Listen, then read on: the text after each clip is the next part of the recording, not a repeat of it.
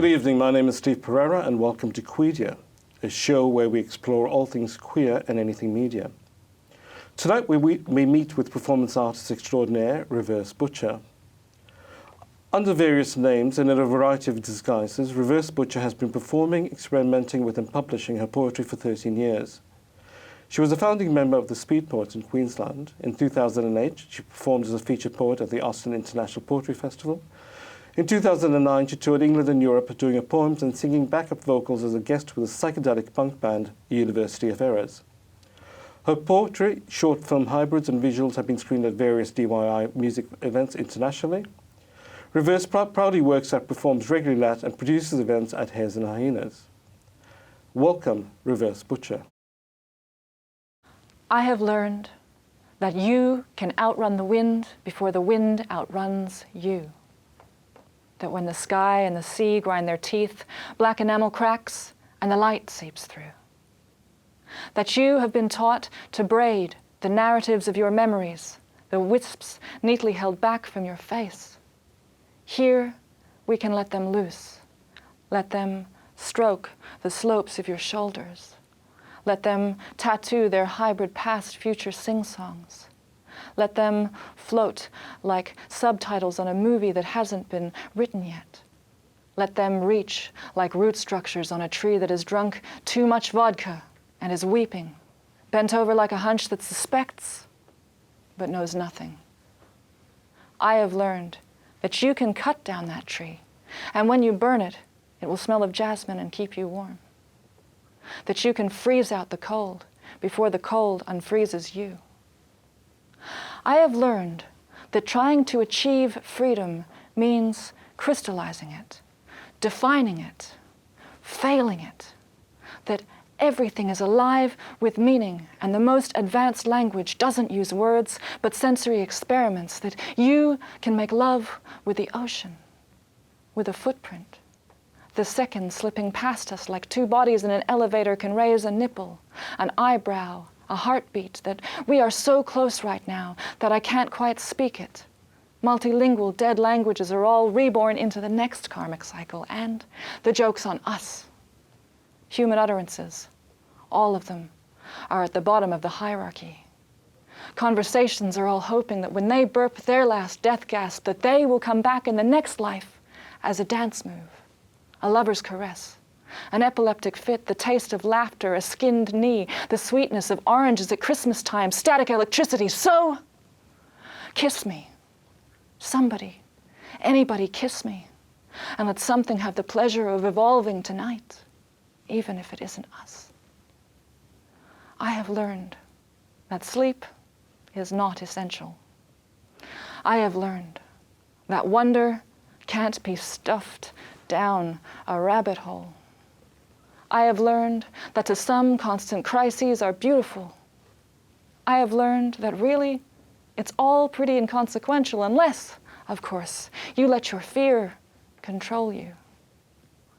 I have learned that you can break over a wave before the wave breaks over you.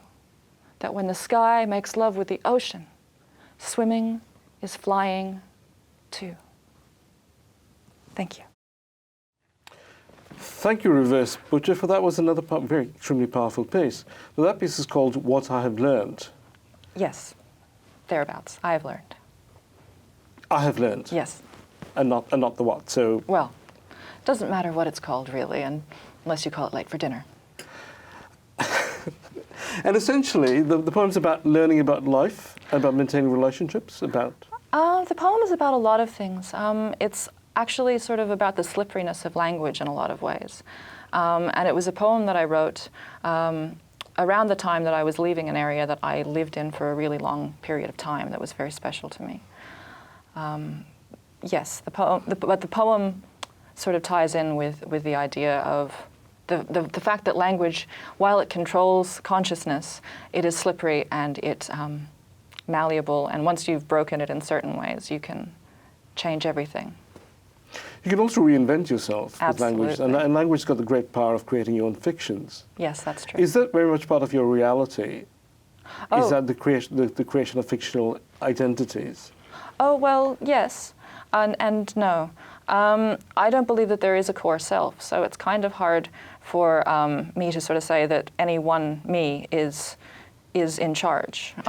I spent 10 years interrogating that idea and making decisions based on rolling dice, mostly because I wanted to challenge the idea that one way of thinking or one way of being, the dominant way of being, was the correct way. That's another version of the Oscar Wilde notion that we all wear masks every time, and we put on drag every time we go out. So we put on office drag, we put on home drag, we put on drag with our partners and all that. Yes. That sense of.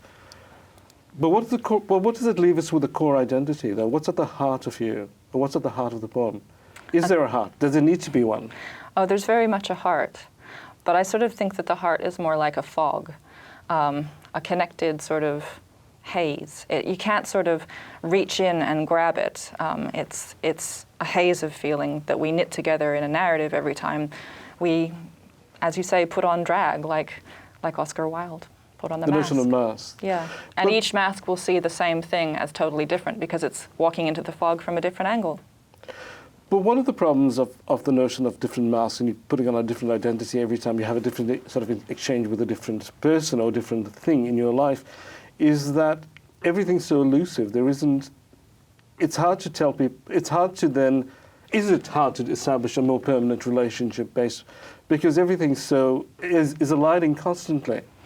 Well, I used the dice as an experiment for nearly 10 years on and off. Can you explain that a bit more? Yeah, it was based on the book The Dice Man by Luke Reinhardt, where it's a novel, but he talks about the theory that the dominant self is not necessarily the most important one, it just is the most dominant, and it's by repeating certain actions that we are socialized in particular ways, and I wanted to break out of those particular ways. I didn't necessarily feel that they always suited me or that they represented me in a certain way, and if there are 6 choices at any one time.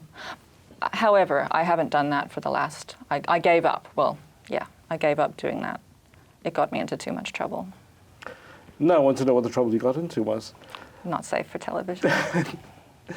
But one of the things that I do want, just before we go, is that the overwhelming senses of nostalgia and of loss. And I'm looking at you, what looks like tears streaming down your face. Is sense of loss the dominant emotion? Is it? No. These tears are not tears of loss, but they're tears of overwhelm or they're tears of melting. Everything, the edges of things are not always clear. Brilliant. And that's a fantastic way to end the show. Thank you so much for being with us. Thank you for having me. And you've been with Steve Pereira on Quedia on Ben TV. Thank you for watching. We'll be back with more.